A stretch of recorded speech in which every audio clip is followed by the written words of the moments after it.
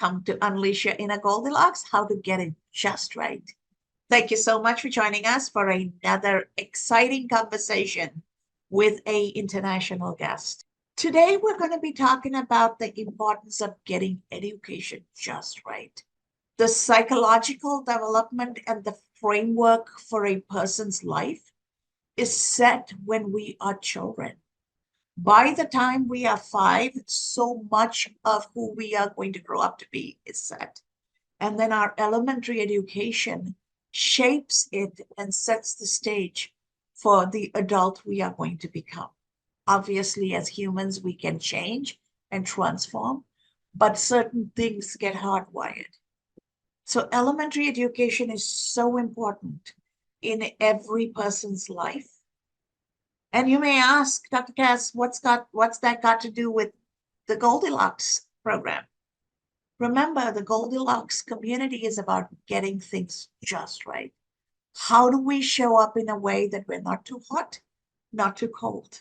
We're not too hard, not too soft. What does that mean in an educational perspective? How do we show up in a way that we're not rigid in our thinking and we are open and curious to learn and evolve?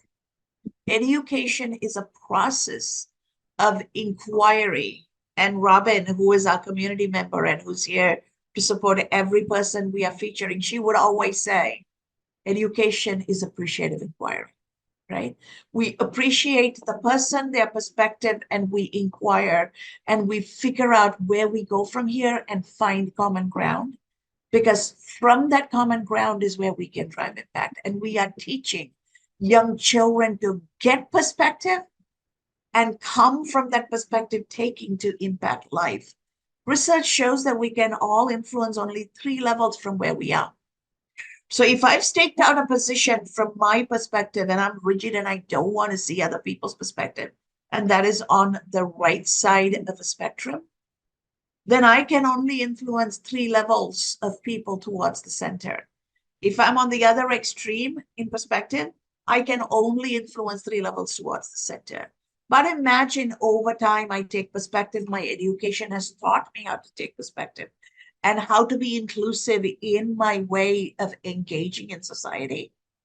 I show up somewhere in the middle, and now I have 3 levels of influence to the right, 3 levels of influence to the left, and everybody else in that centeredness place. I have 7 degrees of influence. Success is directly correlated to how influential we are. For our own individual selfish reasons, then, we need to take perspective and move to the middle. And how we do that is part of what we learn in our elementary education and take with us into the rest of the world. So to have this critical conversation is an amazing vice principal from the country of Belize, Deborah. Deborah, welcome. Welcome to Unleash Your Inner Goldilocks. Super thrilled to have you. Thank you so much for inviting me to join you today, Dr. Henry. I deeply appreciate the opportunity to share my experiences and insights with you and your audience. Beautiful. As we get started, I want you to talk about what influenced you to become an elementary educator. And what are some of the things you've learned about yourself in this journey of becoming a vice principal in this space? Wow, that's a solid question. Truthfully, to start off with, education was not the background or the field I wanted to enter. But in Belize at that time, it was the job that was the most sure. So I got into education, not by choice, but by chance. And after my first year, I quickly realized that this is the profession that I want to stay in. I have the opportunity to make changes, to make impact in my society, my community, and my country. It's one of the profession whereby I get to actually help a child, to change a child, and to mold a child. In my tenure as vice principal, I have learned so much. And I like your opening statement where you spoke about there's 3 sides. And yes, I have had to come to terms with that in terms that I need to change my perspective. I need to see other perspectives, and I need to meet a center point with the children I come in contact with, the parents I come with contact with, the policies makers that I come in contact with. So as a vice principal, I have changed along the way from when I started to teach 31 years ago. Fantastic that you are so self-aware, that you've gone through that journey. And even your background says every student, every path. So you're stepping into yourself and your presence, knowing that there is more than one way, there is more than one person. So talk to me about some of the challenges you face in a society that is not always open to taking perspectives, because people feel like, for me to own my power and for me to have control, I need to stay where I am and not budge, right? That's the context. So in that context, you are driving change by being the change. What are some of the challenges you're facing? Ooh, Dr. Henry, they're so numerous, we might need another show for this. One of the things that I had to change and challenges with my community is to have a paradigm shift. We have been used to seeing things and education in a certain way. One of it being that 31 years ago, when I started, that females were not considered to hold prominent position in society. And hence we were not given all the support that we need to enter college, to go to universities, and to be prominent in our community. Challenges that I have faced along the way is to get parental support in the school setting, for parents to be along with their students, to work alongside their children, and to understand that education is very, very important. I see education as the cornerstone of a nation's development. One another challenge that I have faced is that for the community members and country on a whole to understand that education empowers individuals, it fosters economic growth, it cultivates informed and engaged citizen. So it's just a cultural mindset that had to be changed in terms of the importance of education and how being educated can move a community and move a nation, move the world. Brilliantly said. It's education that moves a nation. Education for the young is the lasting investment we make in our own future, right? And education is the legacy of the adults in building a better tomorrow in every community, in every country. So my heart is smiling when I hear you say that. And you have gone one step beyond all of that, and you've started a community, a support system, and a platform for educators.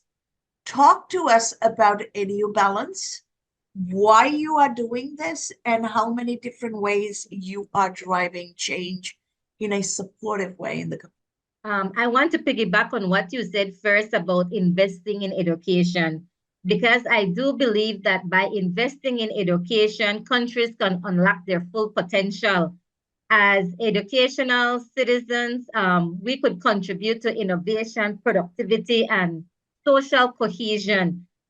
My education journey began over 31 years ago with a deep-rooted passion for connecting with young minds.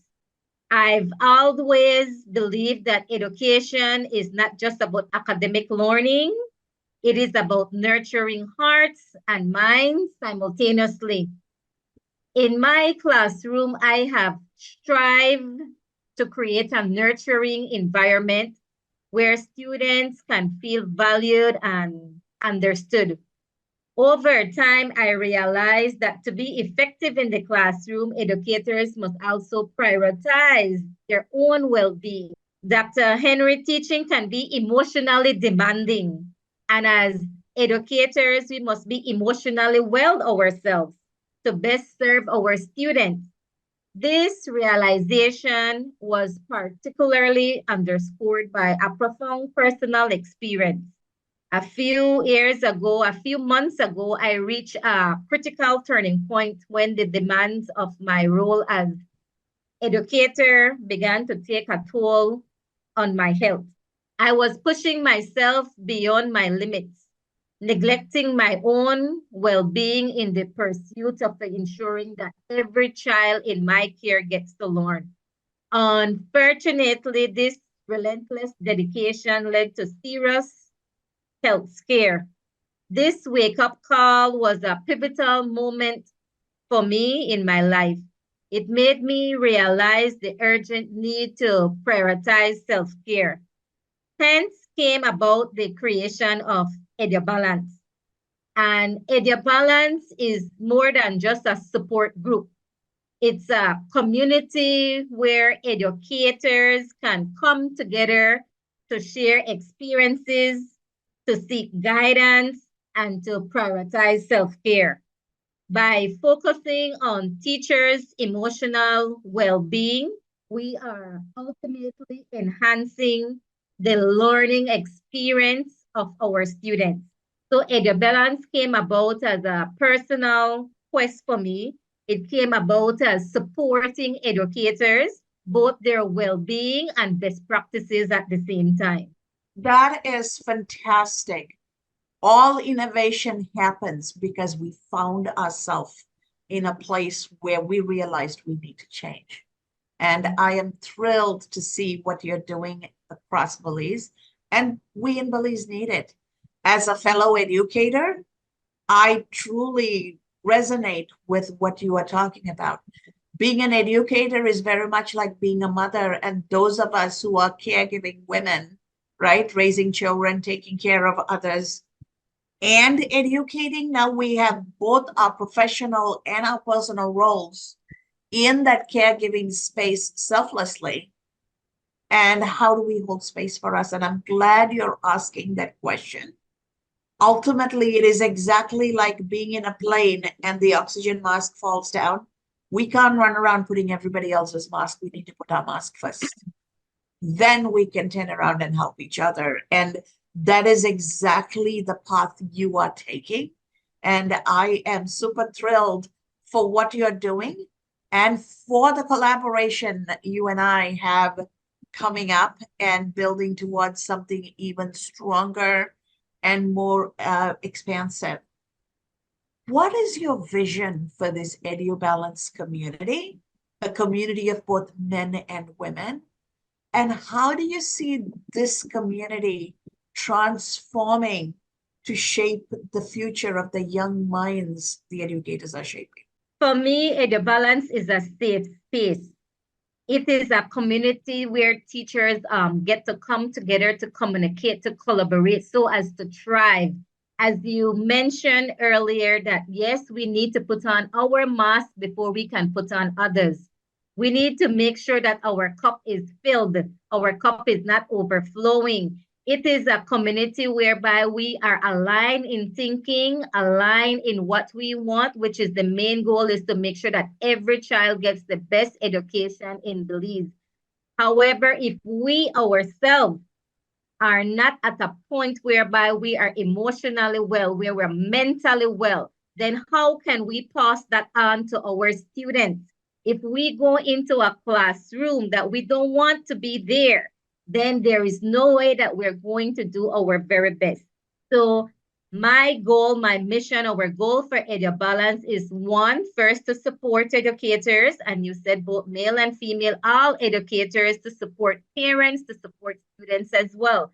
Because whenever we say that teachers are the number one commodity, we're the number one persons in an institution. So we need to invest more in our teachers to make sure that our teachers are well. When a teacher is well, a teacher is able to pass that on to their students. So it's a form of support. It's a form of training teachers because, yes, as Stephen Covey says, we need to sharpen the saw, lifelong learning.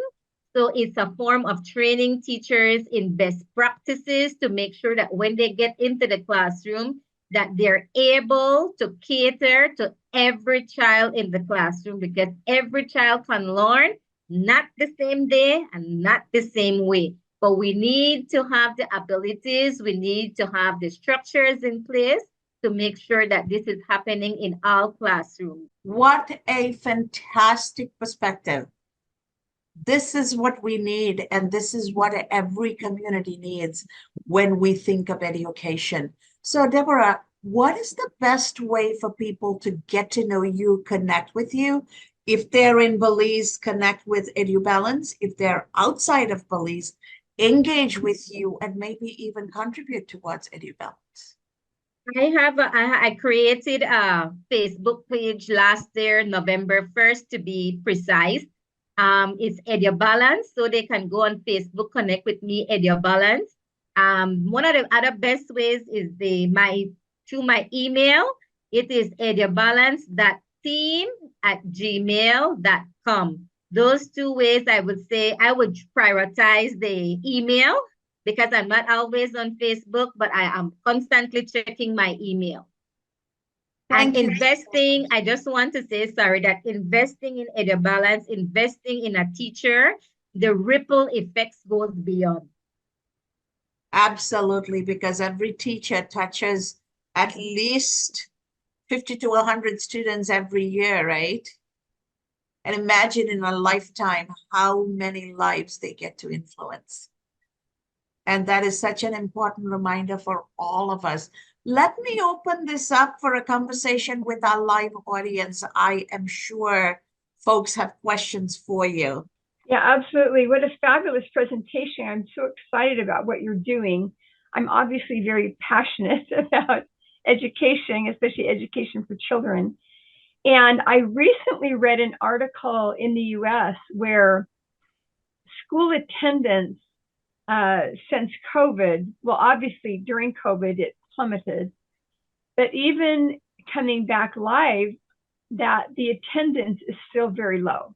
It is still lower than it was pre-COVID. And I am absolutely not someone who says you should have perfect attendance. I think you should take a day off and go to a museum once in a while, go on a field trip. But to have so much attendance is obviously has a very negative impact. And part of the article is talking about, you know, just not thinking school is a priority or things like that. And so I'm wondering, what was I don't know what the lockdowns were. I live in Los Angeles, so obviously the lockdowns were very extensive and much deeper, wider, longer than most of the country. But I'm wondering, so I don't know what they were like in Belize, but what is is there something that can be done to help with this, with an attendance issue that might be something worldwide, to have the children come back, you know, want to come back to school? Is it not only, you know, learn your ABCs, but as you had mentioned, did the children feel like they matter in the classroom? You matter being here, and I miss you when you are here. What are your thoughts on that issue, if it's an issue in Belize? Thank you so much, Robin. Yes, it was similar and is still similar in Belize. But one of the things that I keep on telling educators is that you need to reach the heart before you can reach the brain. So students need to know that they're wanted, that they're loved, that school is a safe space for them to be there. We need to make learning both joyful and challenging at the same time, because I still believe that students want to go to in a classroom whereby they like the teacher, whereby they trust the teacher, whereby they know that the teacher is on my side and it's a safe space where I won't be judged. So those are some of the things that I keep on resonating and keep on saying that the school where I teach and on EduBalance as well. Beautiful. That's absolutely spot on. Thank you so much. You're welcome, Robin. Thank you too. Thank you so much for that insightful question, Robin. And Deborah, one of the challenges we face in Belize is education at no level is taxpayer funded, right? Families have to pay. And a lot of times in this society where the girl is not thought of as having an important role in society, and technically the law says when you marry, the man adopts the woman. The woman doesn't even have rights to her own children. The children belong to the father, and the woman is adopted by the man. And families choose, if they have to choose to educate one child, they keep the daughter at home, have her do all the housework, and then send the son to school. But it's that woman, girl who grows up to be a mother to then raise other children. And the level of education and the thinking capacity of a woman, it's directly correlated to the success of a family and society. What can we do in Belize to break this gridlock and help girls get an opportunity to study and truly build a successful financial future, because then marriages will last too? That's a tough one, Dr. Henry, because it's a mindset, cultural mindset that will need to change. And mindsets are different, very difficult to change. However, we need to do our part. We need to make our small step on our small impact. And one way of doing that is by what we're doing right now, encouraging and empowering. We need to empower our females to know that they can make an indelible mark in our society and our community. We need our girls to have good role models that will show them that this is not easy, but it is possible and can definitely happen. We also need to create more opportunities, scholarships for females to get to high school, because yes, all education is institution in Belize, there's a fee for it. Very much so, very much so. So I look forward to, as a member of this community, to working with you and some of the other principals to figure out and do something. And we are already on a journey, and we will continue to build on this. As we bring this to a close, it's amazing how time flies when we are having important conversations. What is a word of advice you have for parents about elementary education so that they too can be active participants in this process, because the teachers need the parents' engagement? I would tell the parents that will listen to this podcast is that what we reap, what we sow is what we reap. And that the research is showing that parents that work with their child, that parents that are alongside their child, the research shows that these children, they are more successful in society, and that these children do well. They do better in education, in school. So it is very, and not only that, but long-lasting relationships that they build with their child when they assist them at school and when they're a part of their child's education. Fantastic. I am thrilled, Deborah, that we got this opportunity to talk. This is not just one and done. We will continue to have these conversations and build a brighter, collaborative, and impactful future here locally for Belize. And who knows, your EduBalance might be a movement that moves across the entire Caribbean region and beyond. So thank you so much for making the time to have this conversation. I appreciate your wisdom, your time, and the impact you're making. It has been a pleasure discussing these important topics with you and your audience. Let's continue to advocate for the importance of education and support educators in every way we can. Thank you so much. Thank you so much, Deborah. And to our audience out there, education is about figuring out what we don't know and how we get to know what we don't know to continually learn and evolve so that we can live today better than we lived yesterday. Education is a continually evolving, continually improving process. It's not learning a few things and taking a test. So let's set up the stage for true, lasting, continuing education. And let's raise our children in a way that they get hooked in the learning journey. Those of us who don't learn get left behind. Those of us who don't know how to learn go the way of a dinosaur. So let's build communities, societies, and countries that truly embrace the notion of learning, growing, transforming, and living a life that we were each meant to be, while taking perspective, while expanding our perspective, and while expanding our impact.